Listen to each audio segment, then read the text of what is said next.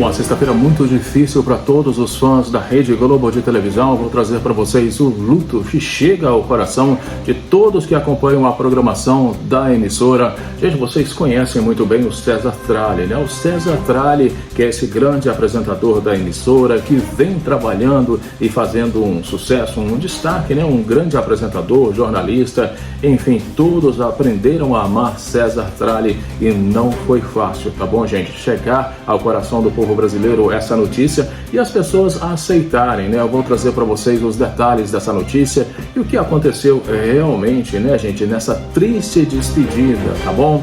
Também vou trazer nesse vídeo novas informações sobre a guerra que está acontecendo no Rio de Janeiro, tá? Pois é, mais de 130 mortos, algo assustador que o mundo todo tem acompanhado e, claro, isso faz com que os turistas desistam de vir para o Brasil, principalmente para o Rio de Janeiro, porque ninguém quer ter a chance de perder a sua vida em um lugar que parece que não tem governo, parece que não tem polícia, parece que não está em controle do próprio governo. Vocês viram aí os políticos do Rio de Janeiro acusando o governo federal de não ter ajudado, mas ao mesmo tempo, será que isso é verdade? É uma tristeza muito grande o que está acontecendo no Rio de Janeiro e, claro, eu vou trazer para vocês essas novas informações misturada com o luto, misturada com triste despedida na Rede Globo de televisão.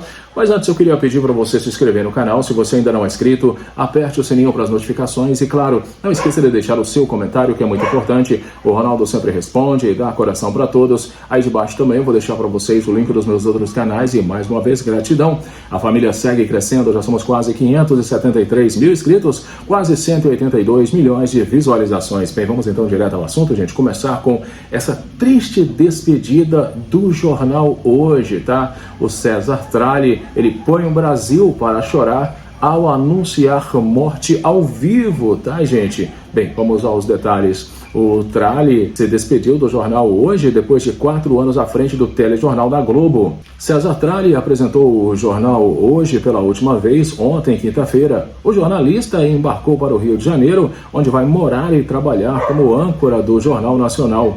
William deixará o Jornal Nacional para assumir o Globo Repórter ao lado de Sandra Annenberg. Em sua última apresentação do jornal Hoje, Tralli destacou uma notícia terrível: a morte de um taxista em assalto à farmácia em São Paulo.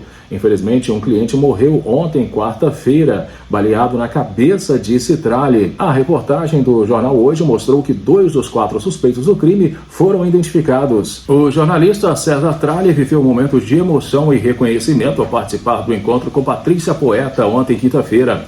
A participação marcou sua despedida oficial do jornal Hoje, telejornal que comandou por 4 anos antes de assumir a bancada do Jornal Nacional, ao lado de Renata Vasconcelos. Durante a conversa, Tralli refletiu sobre o encerramento do ciclo e revelou estar assimilando aos poucos a nova fase. Não caiu a ficha ainda, não. Está caindo, afirmou. Ele destacou o ritmo intenso de trabalho e a dedicação diária à notícia, ressaltando a importância de cada etapa de sua trajetória profissional.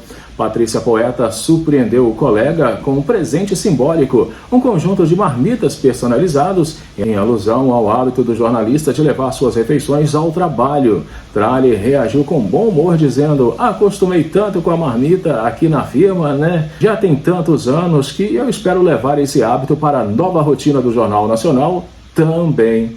Parabéns aí pro Tralli, né, assumindo o maior jornal do Brasil, o Jornal Nacional. Claro, foi uma despedida muito triste, né, porque ele teve que aí anunciar a morte de um cidadão em São Paulo, mas infelizmente, né, a violência não é só em São Paulo, né, gente, mas em grande parte do nosso Brasil, incluindo, né, a cidade maravilhosa, que parece mais uma terra sem ninguém, né, gente? Tá pior que o Afeganistão. Pois é, cenas de guerra no Rio escancararam o fracasso da segurança no Brasil.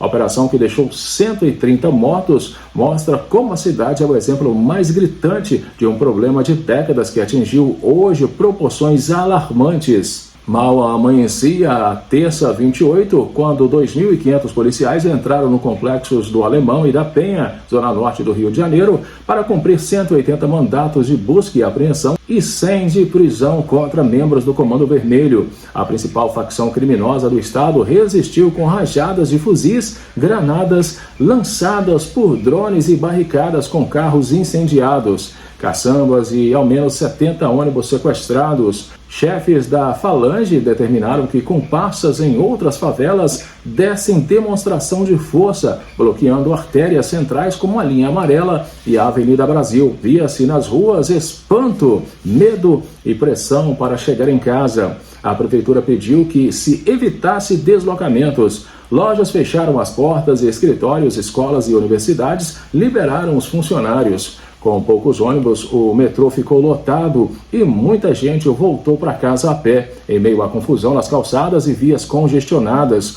houve roubos e arrastões. A operação foi concebida para retomar o território dominado pelos bandidos que reagiram abrindo fogo pesado.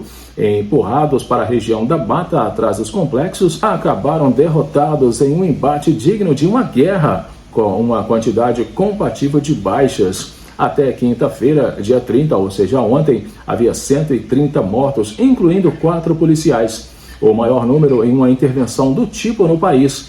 A operação foi um sucesso. De vítimas, tivemos apenas os policiais, afirmou o governador Cláudio Castro, do PL. A declaração foi muito criticada por políticos e aliados do governo federal e chocou especialistas de ONGs que enxergam prematuramente em qualquer ação policial digitais de instinto assassino. Na visão dessa turma, teria havido nos complexos da Penha e do Alemão um genocídio de um perfil muito particular de inocentes. No caso, um bando camuflado na mata, armado de fuzis, que tentou reagir aos soldados do BOPE. Até que se prove o contrário, o trabalho de perícia dos corpos já foi prejudicado pela remoção deles. Não havia por lá nenhum inocente realmente digno de ser chamado de inocente. Do ponto de vista policial, portanto, a operação foi um sucesso, mas está longe de significar uma vitória definitiva contra o crime. Ela provou baixas consideráveis no Comando Vermelho, mas foi incapaz de retomar o controle do território. Não capturou o principal chefão da gangue e as discussões que se seguiram entre as autoridades responsáveis pela segurança no âmbito estadual e federal não inspiram muito otimismo de que finalmente o país avançará em uma atuação mais coordenada e eficaz contra as facções, ainda que várias promessas nesse sentido